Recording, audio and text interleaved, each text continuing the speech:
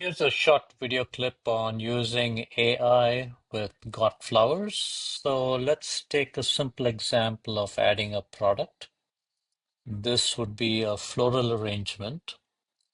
I'm going to choose a file.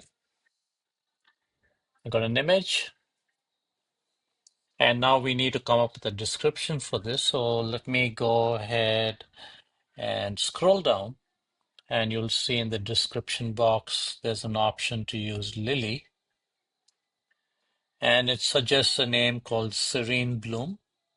It also gives you a description. And once it's done, you can say, use this. But we give you full freedom to actually go ahead and edit it. So you can change the name and put the name at the top, and you can update the description. Now, the nice thing about this solution is all the description is focused on what is going to drive more web traffic to the site. So it's SEO compliant.